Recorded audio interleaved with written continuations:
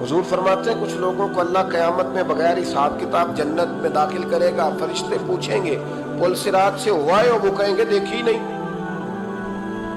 میزان عمل تلوائے؟ وہ کہیں گے دیکھا ہی نہیں۔ کیسے آ گئے؟ تو کہیں گے خدا کے فضل سے آ گئے۔ فرشتے پوچھیں گے تمہارا عمل کیا تھا؟ وہ کہیں گے کچھ بھی نہیں، عام لوگوں کی طرح نماز پڑھتے تھے، روزہ رکھتے تھے، حج فرض ہوا تو کیا، زکوٰۃ اگر ہمارے اوپر لاگو ہوئی تو دی، عام روٹین کے معاملات۔ تو فرمایا اتنی بڑی فضیلت کے بغیر حساب کتاب جنت، کوئی تو وجہ ہوگی۔ تو بندے عرض کریں گے وجہ ایک ہی تھی کہ رب جو ہمارے حق میں فیصلہ کرتا تھا ہم اس پر راضی ہو جایا کرتے۔ علامہ اقبال نے ایک بات لکھی ہے، اقبال کہتے ہیں جب میں لندن میں وکالت کرتا تھا تو ایک خاتون تھی، لیڈی بارنس اس کا نام تھا، چھوٹے موٹے مقدمات لے کے وہ میرے پاس آتی تھی۔ بی بی ایک ہوٹل چلایا کرتی تھی، اس کا خامن جو تھا وہ فوج میں ملازم تھا۔ اقبال نے خود لکھا ہے، اقبال فرماتے ہیں کہ ایک دن وہ خاتون پھر کسی کیس کے سلسلے میں میرے پاس آئی، تو جب وہ آئی تو اس نے نقاب اوڑھا ہوا تھا، برقع کیا ہوا تھا۔ تو چونکہ اس نے نقاب اوڑھا تھا مسلمانوں کی نشانی تھی، نقاب اوڑھنا کن کی نشانی ہے؟ اللہ آپ کو خوش رکھے۔ تو کہتے ہیں وہ نشانی چونکہ اہل اسلام کی تھی تو مجھے تجسس ہوا۔ میں نے کہا لیڈی خیریت ہے؟ میم صاحبہ یہ برقع پہنا ہوا ہے؟ تو کہنے لگی ہنس کے اقبال مجھے پکا یقین تھا کہ آپ ضرور پوچھیں گے۔ تو میں نے کہا اچھا تو یہ برقع؟ تو کہنے لگی الحمدللہ میں مسلمان ہو گئی۔ تو میں نے فوراً کہا کہ آپ کا شوہر تو فوج میں ملازم ہے، فوجی کے لیے بدلنا اور پھر ملکی قانون اور یہ چیزیں۔ تو کہنے لگی اس نے مجھے کیا کہنا تھا، وہ خود کلمہ پڑھ گیا۔ تو کہتی ہے میں اور متجسس ہوا، وہ کیس کی بات کرتی تو میرا تجسس بڑھ گیا۔ میں نے کہا تو کیس چھوڑ کے بتا کلمہ کیسے پڑھا؟ تو کہنے لگی اقبال اصل بات یہ ہے کہ میں نا بے اولاد تھی، خاوند بھی بڑے اچھے پیسے کماتا، میں خود بھی ہوٹل چلاتی، پر ڈپریشن اور ٹینشن اور بلا وجہ کی پریشانیاں جان نہیں چھوڑ۔ یہ ٹینشن اور ڈپریشن کا نا مجھے عربی ترجمہ کوئی نہیں ملا۔ یہ ڈپریشن اور ٹینشن کا نا میں نے تلاش کیا ہے، لیکن مجھے عربی لغت کے اندر ان کے معنی مجھے لگتا ہے کہ اس زمانے میں یہ چیزیں تھی ہی نہیں، ہوتی تو ان کا کوئی نام بھی، یہ آج ہے نا تو اس لیے آج کے زمانے میں ہی نام مفت کا، مفت کی پریشانی۔ تو کہتی ہے مجھے ٹینشن اور ڈپریشن رہتی تھی ہر وقت، بڑی میں پریشان رہتی تھی۔ میرے ساتھ ایک عجیب واقعہ ہوا کہ میرے ہوٹل میں نا ایک بابا جی برتن مانجتے تھے، بوڑھے آدمی تھے، 70 سال کے قریب عمر تھی۔ ان کا ایک بیٹا تھا، ایک بہو تھی، ایک پوتا تھا، لیکن وہ بیچارے بیٹا بیمار رہتا تھا تو لہٰذا وہ خود مزدوری کرتے۔ کہتی ہے ایک دن وہ بابا جی میرے پاس آئے، کہنے لگے میم صاحبہ 2-4 دن کی چھٹی چاہیے۔ تو میں نے کہا خیریت ہے؟ کہنے لگے میڈم میرا بیٹا فوت ہو گیا۔ بیٹا، آپ کو پتہ ہے باپ کا جنازہ پڑھنا آسان ہے، بیٹے کا جنازہ اٹھانا بڑا مشکل کام۔ کہتی ہے میں کچھ لکھ رہی تھی، میرے ہاتھ سے قلم گر گیا، میں نے خود گاڑی بھیجی، بابا جی گاؤں چلے گئے جہاں وہ رہتے تھے۔ کہتی 2-3 دن کے بعد میں اور میرا شوہر گئے تو رستے میں ہم باتیں کر رہے تھے کہ کیا تعزیت کریں گے، ایک ہی بیٹا تھا، کوئی رشتہ دار بھی نہیں، تو اس کی تو کائنات اجڑ گئی، کن لفظوں سے اسے تعزیت کیا کہیں گے؟ کہتے جب ہم گئے تو وہ ٹوٹی ہوئی چٹائی پہ بیٹھا تھا، کچھ لوگ قریب تھے، ہم نے جا کے کہا بابا آپ مسلمان ہیں، ہم آپ کو کیا نصیحت کریں، ایک ہی بیٹا تھا کہ کس طرح کر کے ہم آپ کو تسلی دیں؟ تو کہتے اس نے آنکھیں کھولی، بوڑھی آنکھوں میں ایمان کی روشنی،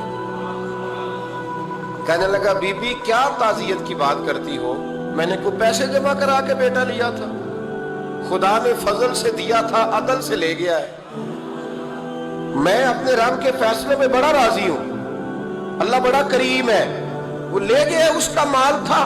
آپ یقین کریں ہمارے دیہاتی لوگ یہ کہا کرتے تھے، میں نے کانوں سے سنا ہے، ایک بوڑھے آدمی کا ایک دفعہ بیٹا فوت ہو گیا تو کسی نے اس سے کہا بابا چھوٹی عمر میں بچہ چلا گیا، تو مجھے لفظ نہیں بولتے، کہنے لگے پتر اللہ دی فصل ہے، کچی وڈے تامی ہو دی۔ سنے آپ نے بھی کبھی یہ فکرہ، کچی وڈے تے پکی لے جائے تے تامی ایج ہو دی، تو جب اس کا جی چاہا وہ لے گیا۔ اللہ اکبر۔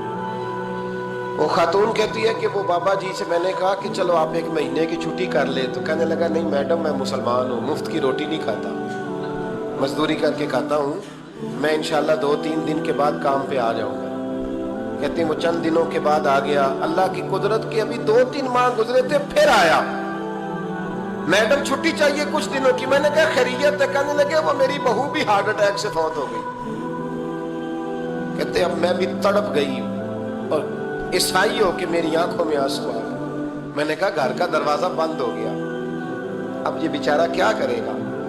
वो अपने शौहर के गम में हार्ट अटैक से फौत हो गई। कहते हम फिर 2-3 दिन के बाद ताज़ियत के लिए गए।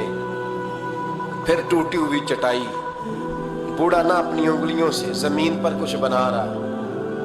कहती करीब गई और मैंने जाके कहा बाबा अब तो तसल्ली आपने खुद ही करनी है, जो निजाम था वो तो हो गया। तो कहते हैं फिर उसने आंखें खोली, आसमान की तरफ देखा तो कहने लगा बेटी कोई परेशानी नहीं, मेरा बेटा बगैर शादी के भी तो फौत हो ही सकता था।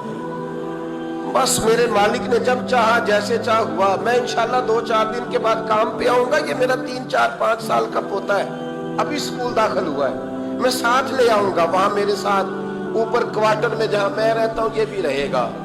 कहती है मैं सख्ते में आ गई उसकी कैफियत देख के। वो पोते को साथ ले आया। कभी कभी मैं देखती छत पे खड़े होके कि दादा घोड़ा बना हुआ और पोता सवारी कर रहा है। वो सवेरे उठता, उसको स्कूल छोड़ के आता, शाम को लेके आता, प्यार करता, मोहब्बत करता। तीसरी मंजिल पर हमने क्वार्टर दिया हुआ था, वहां दादा पोता रहते। अल्लाह तू बड़ा बेनियाज है। कहती है इकबाल एक दिन ना पोता ऊपर वाली मंजिल पे खेल रहा था, उसका पैर फिसला, वो गर्दन के बल जमीन पे गिरा। मुझे खबर हुई तो मैं दौड़ी, एम्बुलेंस मंगाई। खून से लिथड़े हुए उस बच्चे को दादे ने अपनी गोद में रखा। और जब हम अस्पताल की तरफ गए तो हॉस्पिटल बाद में आया, जनाबे इजराइल पहले आ गए और कहते हैं वो गोद में दम तोड़ गया। फिर दादे ने उसे अपने हाथों से गुस्ल दिया।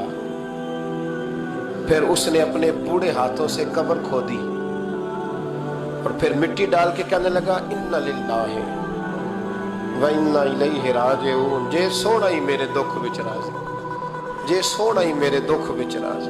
फिर सुख नु चुल्ले डावा। कहती वो मिट्टी डाली उसने और जब वो वापस पलटा तो मैं बाजू से थाम के होटल करीब लाई। उन्होंने उसके करीब कहा कि बाबा तू टूट गया है, तू बिखर गया है। मुझे महसूस होता है कि अब ना तेरी रातें और तेरी सुबह और तेरी शामें गमों में गुजरेंगी। तो कहते यूं उसने हाथ रखे और यूं आंसू छटक दिए। कहने लगा मैडम क्यों क्यों, मेरे अंदर कोई अकीदा नहीं, मैं कोई लवारस हूं, मेरा कोई रब नहीं, मैं क्यों परेशान रहूंगा। मैं तो पका हुआ फल हूं, थोड़े दिन गुजरेंगे कब्र में जाऊंगा और जब जन्नत में जाऊंगा तो अल्लाह मेरी बेटे से भी मुलाकात कराएगा, मेरे पोते से भी मुलाकात कराएगा, मेरा रब सारी मुलाकातें करा देगा। मैं अपने अल्लाह की रजा में बड़ा राजी हूं। वो खातून कहती है मेरा और मेरे शौहर का कलेजा फटने लगा। मैंने कहा बाबा ये जज्बा कहां से मिलता है, ये सुकून कहां से आता है, ये कैफियत कैसे मिलती है। मुझे कहने लगा तूने लेनी है। मैंने कहा तो कहने लगा तू भी गुंबद खजरा वाले नबी का कलमा पढ़ जा, तू भी रसूलुल्लाह का कलमा पढ़ जा।